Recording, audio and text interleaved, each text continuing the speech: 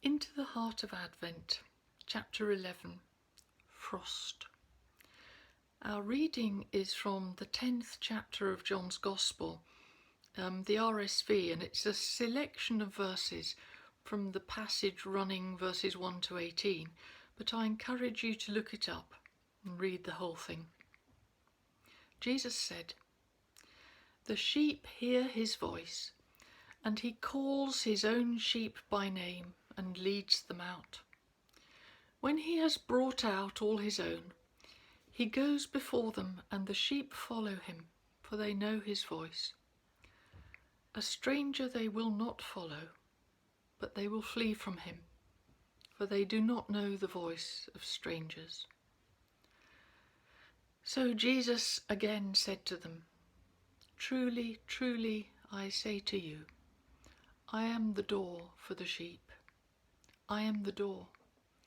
If anyone enters by me, he will be saved, and will go in and out and find pasture.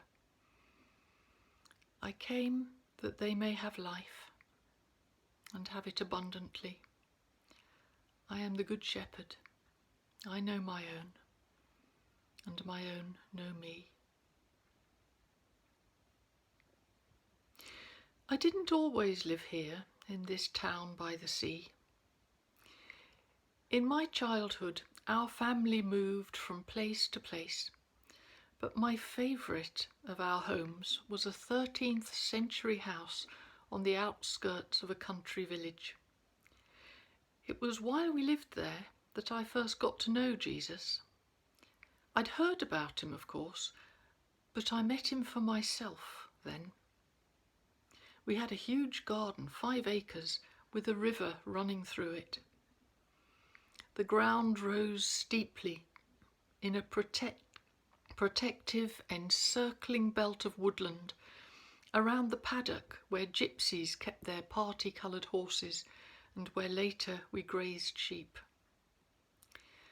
Last thing at night and first thing in the morning, we'd go out to shut in the hens and check on the sheep to see all was well. I remember especially the frosty nights, the sheep snuggled close together in their byre at the foot of the curving hillside of bare winter trees, the wild rabbits in the moonlight nibbling the frozen grass, everything so quiet and clear and cold. It was beautiful. That was long ago and far away, but here on the hilltop by the sea, I still like to go outside on a winter's night and look up at the shining moon and feel the invigoration of frosty air. Tonight I stand with Jesus under the stars. I say to him, "This, the cold and the firmament of stars and the rising moon, the snap of frost in the air and the quietness of night, this feeds my soul. I come out here and shut the door behind me, and I feel the beauty and the freshness nourishing my spirit."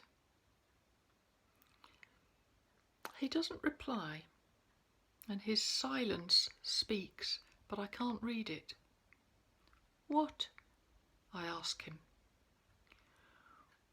"Well," he says carefully, "I don't want to put a damper on anything. It is beautiful, but part of what makes it so special and magical is the contrast. Leaving the warm house with the evening lamps and the fire burning, and coming outside to stand in the wildness of the frosty night, always knowing you can go in again when you've had enough and you're getting chilly. Going outside feeds your soul, but being able to go back in is comfortable and restful and makes you feel safe. I was only thinking, I wish everyone had both." Yes. I think about refugees in hopelessly inadequate footwear and flimsy tents, harassed from place to place with nowhere to call home, fleeing violence and destruction, poverty and desertification. I imagine them with trench foot, camping in flip-flops on this night of frost and stars, with nothing to sustain them but a cell phone and their stubborn human hope. And I wish they could come indoors to somewhere they called home. I think about the stealth campers dotted around our town in their vans, the windows curtained or blocked with aluminium sun shields to disguise the presence of someone living inside, huddled over a cup of tea as the cold closes in, one step up from a sleeping bag in a shop doorway. The inside and the outside belong together, don't they? Exodus becomes exile when you have nowhere to call home. There isn't the same freedom in the great outdoors when the whole earth offers you no friendly fireside and there is no welcome for you. Foxes have their holes and birds have their nests. I quote his own words back to him. But the Son of Man had nowhere to lay his head. Has. He corrects me. It is still my business to seek and to save the lost. It is still true that what you do to the least of these, you do to me. And before you start arguing with me, let me say I know the human race. I do understand that it is politically very difficult.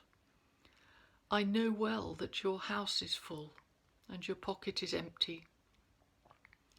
But still my heart breaks for the wanderers who have nowhere to go home. And I am with them. I can find no words for this. It's cold and I want to go in now, but it doesn't seem the moment to say so. To set the prisoner free and bring the lost home is the longing of the heart of Jesus. This I know. I end the long moonlit silence by asking him, what can I do? It's what you said yourself. The poor will always be with us. He nods. They will. The poor and the lost. And the kingdom is built one home, one meal, one smile at a time. Give what you can.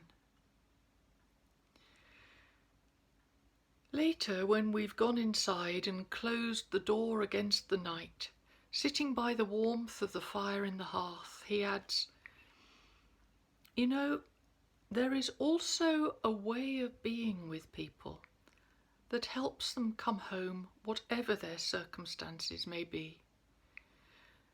You cannot always mend a broken situation, but you can make them a home in your heart.